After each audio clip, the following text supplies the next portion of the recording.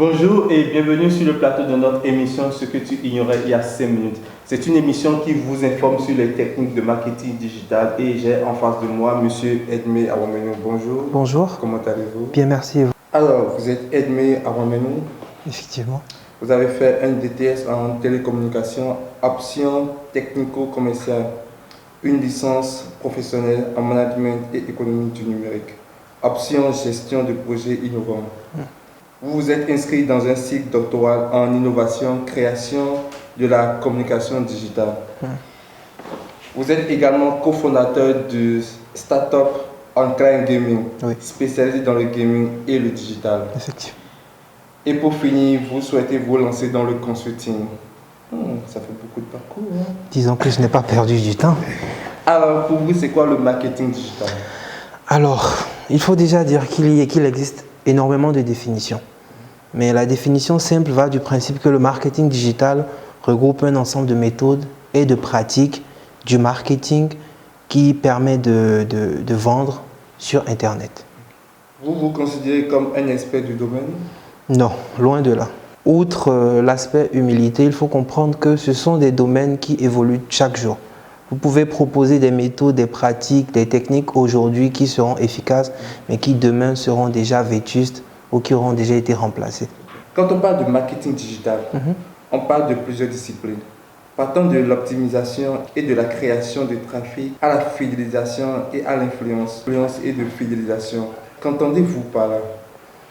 Aujourd'hui, il faut comprendre que dans l'univers du digital, l'aspect communication, l'aspect, je vais dire simplement l'aspect de toucher le client pour lui faire acheter ne suffit plus. Il faut trouver des méthodes, des techniques qui feront par exemple que le client, en voyant tel ou tel produit sur Internet, soit captivé et se dise « j'en ai besoin ». Même si le besoin n'est pas encore présent, le besoin n'est pas encore exprimé, même s'il est latent. Alors cela signifie-t-il que ces entreprises cachées derrière ces produits et services vous manipulent? Je ne dirais pas que ces entreprises nous manipulent proprement parlé.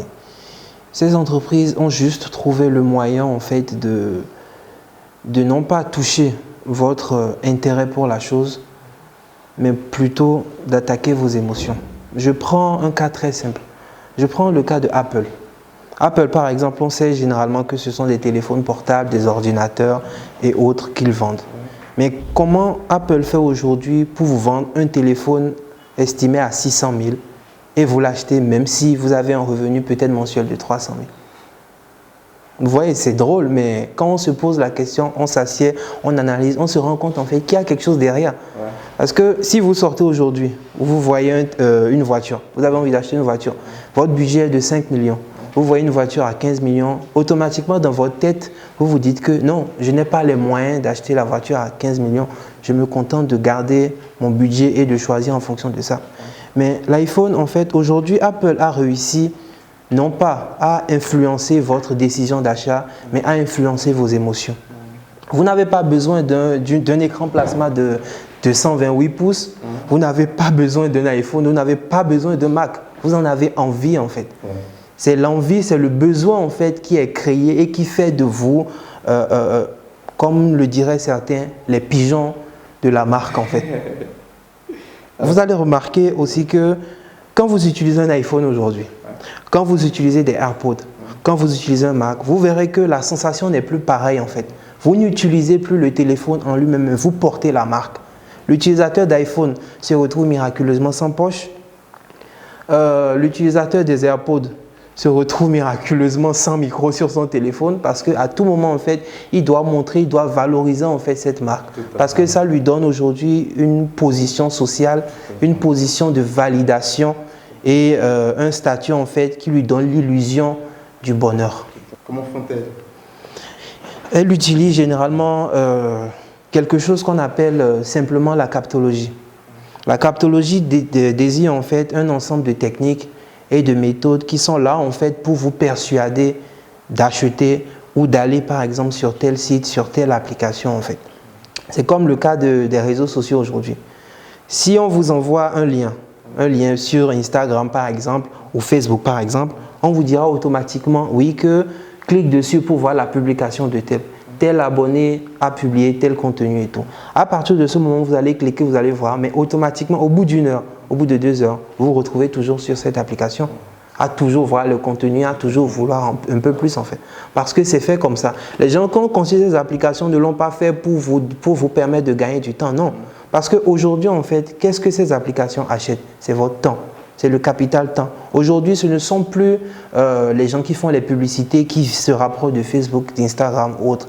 Ce sont ces entreprises même qui achètent. Parce qu'aujourd'hui, ce n'est pas les datas que vous utilisez du matin au soir qui le font gagner. Ce n'est pas le téléphone que vous achetez. C'est en capitalisant votre attention, en fait.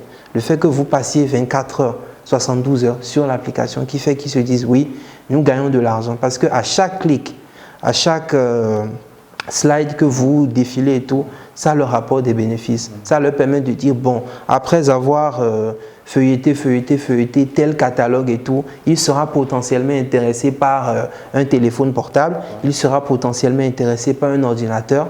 Et c'est à partir de là qu'on vous propose, vous cliquez directement et vous avez l'impression de décider par vous-même. Alors que non, c'est juste ça. Okay. Alors, pouvez-vous nous donner 2 exemples d'influence? Bon.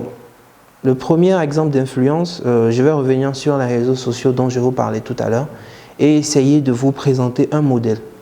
C'est un modèle subdivisé en 4 phases que ces entreprises utilisent généralement.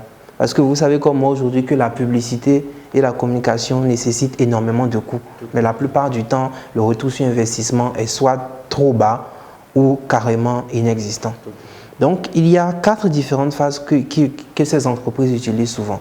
Il y a d'abord les déclencheurs externes et les déclencheurs internes. Les déclencheurs externes, c'est par exemple la notification Facebook qui vous dit par exemple que Tony ou bien Momo vous a identifié sur telle publication. Vous cliquez automatiquement parce que la publication ne s'affiche pas. Sur Instagram, une personne vous a envoyé un message. Sur Snapchat, telle personne est en train d'écrire ou telle personne vous a envoyé un snap, ou sur n'importe quelle autre plateforme sociale en fait. À partir de ce moment-là, vous cliquez là-dessus, vous voyez la publication et ça vous intéresse de voir encore plus ou de lire les commentaires. Maintenant, nous avons également les déclencheurs internes. Les déclencheurs internes, c'est lorsque par exemple vous vous retrouvez dans une file d'attente, vous allez à la banque, vous allez au supermarché, vous voyez peut-être qu'il y a beaucoup de gens qui sont devant vous. Quel est votre premier réflexe? Prendre le téléphone portable, voir s'il n'y a pas de message et autres en fait. Après ces déclencheurs maintenant, comme on sait que le seul fait d'allumer son téléphone, voir si on a des messages, ne suffit pas. Il y a le passage à l'action. Le passage à l'action quand vous allez sur le réseau social et autres. Ensuite vient les cadeaux. Je ne dirais pas cadeaux en tant que tel, mais ce sont des moyens qui sont utilisés pour vous inciter à rester. Et là, je vais notamment parler des likes, des follow par exemple. Parce que, imaginez vous postez une photo sur Instagram. Tu postes la photo et déjà toi, tu as peut-être 200, 300 abonnés. Tu postes une photo, tu te retrouves à 2000 likes. Qu'est-ce que ça génère en toi automatiquement? Cette sensation d'importance. Tu te sens tout à coup important et à partir de ce moment-là, en fait, tu te dis oui, il faut que je publie, il faut que j'en fasse plus. Et quand tu commences à publier, en fait, c'est là qu'entre la 3e phase qui est l'investissement. L'investissement, que ce soit le temps que tu prends sur ce réseau social, l'investissement, que ce soit le temps que tu prends à faire des photos, à tourner la tête en faisant des snaps du matin jusqu'au soir, ou que ce soit même le fait que tu envoies le lien à tes amis, par exemple, pour dire oui, télécharge cette application, c'est nice, c'est fun, j'aime et tout. À partir de là, lorsque l'investissement entre en compte maintenant, la boucle se répète. Le déclencheur, l'action, les cadeaux ou les incitations, l'investissement et ainsi de suite, ainsi de suite, ainsi de suite. Et c'est cette boucle qui suit son cours, que ce soit aujourd'hui sur les réseaux sociaux. La plupart des applications ont compris ça. Et le deuxième exemple que je veux vous donner, en plus de ces différentes phases, il y a également l'aspect visuel de la chose. Tout est fait aujourd'hui pour donner un minimum de choix aux clients, aux consommateurs et l'aider à décider de manière plus rapide. Si vous voyez une adresse mail, désolé pour le lapsus, si vous voyez un mail par exemple, et le mail vous dit par exemple, voilà, voyez votre horoscope. Et ça te met un lien, ça te met directement à accéder au site. Et en accédant sur le site, vous avez déjà l'horoscope quotidien d'aujourd'hui, de demain, vous avez toutes les informations sur vos préférences amoureuses et tout. Si vous voyez ça directement, vous cliquez là-dessus et vous avez directement ce que vous recherchez. L'autre aspect maintenant, si je vous présentais toujours un modèle similaire, mais qu'au lieu d'une seule icône pour cliquer, je vous présentais plusieurs icônes. Pour dire par exemple, tu cliques là, tu as ton horoscope pour aujourd'hui, tu cliques là, tu as pour demain, tu cliques là, tu as pour après-demain. Là, automatiquement, dans votre cerveau, en fait, vous allez éprouver une certaine confusion, en fait. Parce que l'esprit humain est fait de telle sorte qu'il faut l'aider, en fait, à prendre la décision la plus rapide. Si je vois ça, soit ça va créer en moi, peut-être, cette sensation d'être perdu. Je vais me retrouver encore à chercher à me dire qu'est-ce que je dois prendre, qu'est-ce que je dois prendre, qu'est-ce que je dois prendre. Ce qui va entraîner soit l'abandon, ou carrément, je vais passer à autre chose. Et souvent, vous allez remarquer que quand vous voulez remplir des formulaires sur Internet, souvent, et que vous voyez beaucoup de questions, votre nom, votre prénom et autres, automatiquement, vous n'êtes plus chaud, comme on le dit parmi nous. Vous n'êtes plus chaud, en fait. Vous avez juste envie de passer. Alors que si, de passer à autre chose, merci. Alors que si vous voyez un autre formulaire qui vous dit, entre ton nom, ton prénom, abonne-toi simplement. C'est ça, en fait. Aujourd'hui, on essaie de proposer un contenu court, facile, qui aide le client directement à décider, de façon à ce que, quand il commence à s'insérer en fait dans la boucle, il ne puisse plus en sortir. Alors, dans ce cas, pouvons-nous nous aussi profiter de ces méthodes et technologies d'influence? Dans ce cas, pouvons-nous nous aussi profiter de ces méthodes et technologies d'influence, par exemple, pour proposer des produits et services sur le digital? Bien sûr, nous pouvons tous les utiliser, elles sont à portée de main. Le problème, en fait, je n'appellerai pas ça problème, mais je dirais juste que le truc, en fait, c'est qu'avant de commencer un business, il faut se poser un certain nombre de questions sur les produits ou services que vous proposez. Le constat que j'ai fait, par exemple, au Bénin et dans la plupart des pays en Afrique de l'Ouest, c'est que si quelqu'un, loin de moi l'idée de vouloir descendre ou tel entrepreneur ou autre, mais je dis juste que quand vous voulez proposer quelque chose, ayez une vision à long terme. Comme je te le disais il y a quelques jours, ça c'est une anecdote que je te raconte, je me suis plusieurs fois fait bloquer, insulter sur WhatsApp. Pourquoi? Parce qu'à chaque fois on me demandait, salut Edmé, peux-tu publier telle ou telle chose que je vends ou autre en fait? Moi je disais non. Parce que je disais, cher ami, je vais te dire la vérité. Chaque produit avec un canal de diffusion spécifique. Je ne peux pas vouloir vendre un téléphone portable et publier ça sur les statuts WhatsApp. Parce que toi, en tant que jeune, je prends n'importe qui, si je veux acheter un iPhone, qui serait assez fou pour acheter un téléphone à 300 000 sans l'avoir touché et qui serait assez fou pour aller acheter un Samsung, un ordinateur portable, sans avoir essayé au moins de le manipuler avant de le prendre en fait. C'est la question qu'il faut se poser. Déjà, le produit que je veux vendre, quel serait le canal idéal? Vais-je passer par le bouche à oreille? Vais-je passer par le téléphone portable? Vais-je réaliser un site web? Vais-je réaliser une plateforme de e-commerce? Il faut déjà réfléchir par rapport à ça. Ensuite, se dire, est-ce que ce business que je veux commencer est sur le long terme ou sur le court terme? Je veux vendre des tissus. Est-ce que c'est peut-être pendant 3 mois, 6 mois et ensuite, bon, on se dit bye bye, j'empoche l'argent, je continue ma vie? Ou est-ce que je veux créer, bâtir un truc en fait? La troisième question à se poser, c'est de se demander exactement comment je vais attirer les gens. Une chose est de proposer une solution innovante, tape à l'œil, qui va changer. Mais si tu ne sais pas vendre cette innovation, tu vas rester comme ça et perdre de l'argent en fait. Comment proposer? Comment faire par exemple? Je vais venir voir par exemple Monsieur Bernus. Je vais lui dire, Monsieur Bernus, j'ai conçu une nouvelle marque de téléphone qui s'appelle, je ne sais pas, Huawei par exemple. Je dis n'importe quoi. Et je dis que je vais vendre ça à la population béninoise. Ce sera du Made in Africa, Made in Bénin.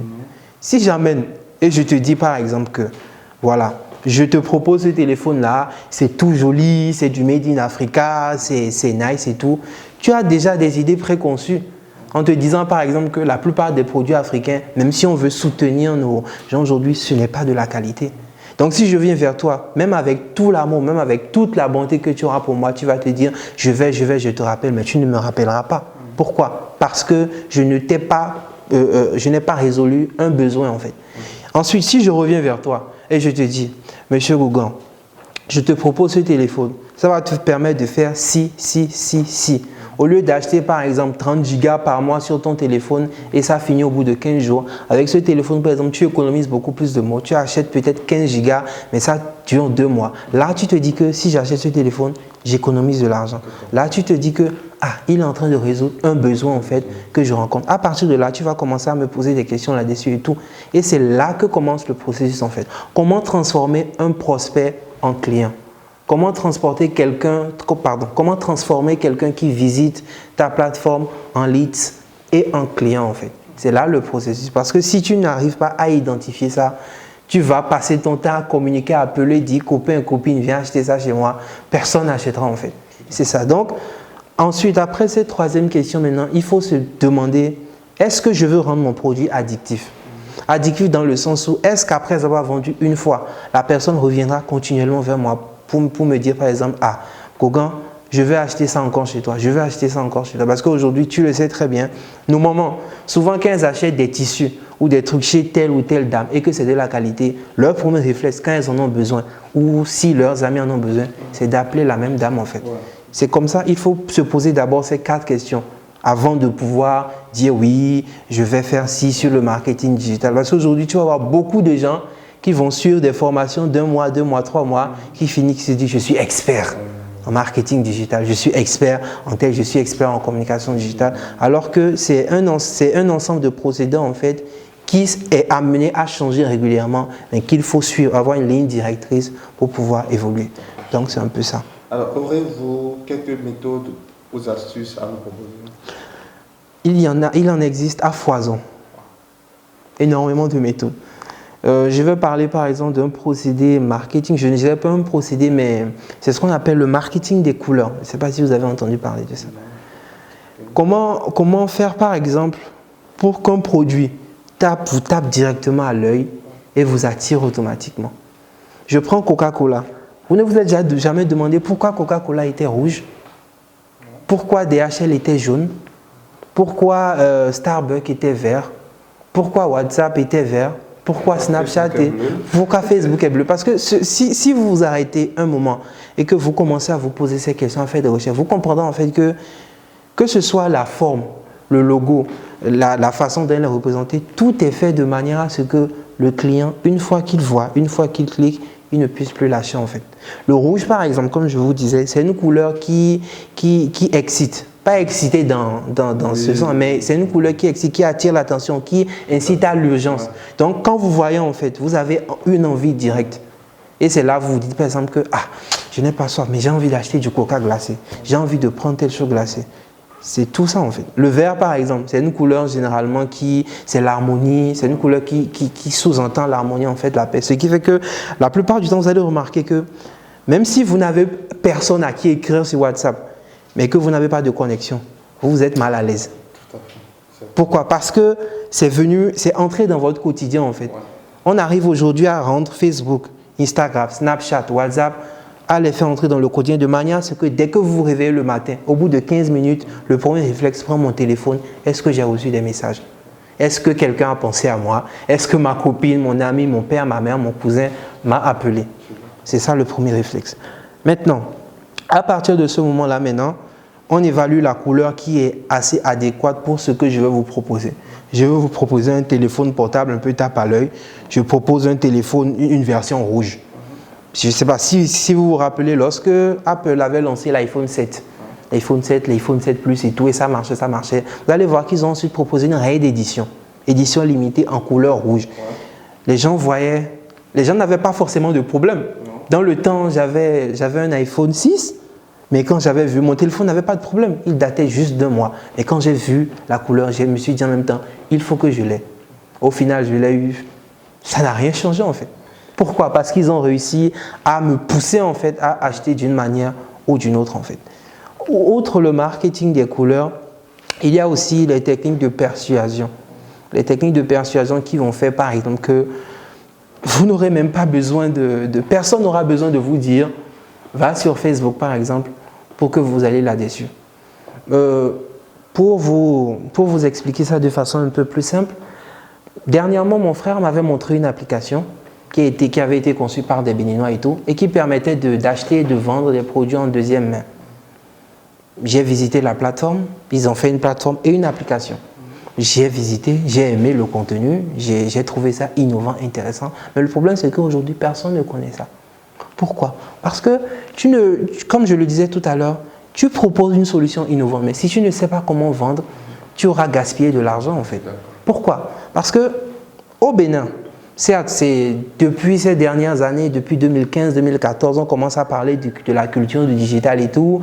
Les plateformes commencent à se diversifier, beaucoup d'entreprises créent des contenus, partagent et tout. Mais le truc, c'est qu'aujourd'hui, si toi, tu as envie de réparer ton téléphone, comme tout à l'heure avec mon ordinateur portable, si moi, je t'ai demandé automatiquement, est-ce que tu connais quelqu'un? Parce que la plupart du temps, c'est plus du bouche à oreille. Je vais réparer mon téléphone, je vais appeler pour dire que « Ah, mon gars, est-ce que tu connais quelqu'un? Mon téléphone a pris de l'eau. Est-ce que tu connais quelqu'un? Mon téléphone est tombé. » Rares sont ceux qui ont l'habitude, par exemple, de dire « Oui, je vais acheter un nouveau téléphone, je veux changer mon écran. » et qui iront sur Facebook et qui iront sur un navigateur quelconque en fait. Alors que si tu prends d'autres pays où la culture du digital est déjà incrémentée, tu prends le cas du Sénégal. Au Sénégal, par exemple, la plupart du temps, si quelqu'un a envie d'acheter un truc, faire ses courses, il va directement sur Jumia. Il va directement sur Expat Dakar parce que c'est une culture qui a déjà été incrémentée dans la tête des gens.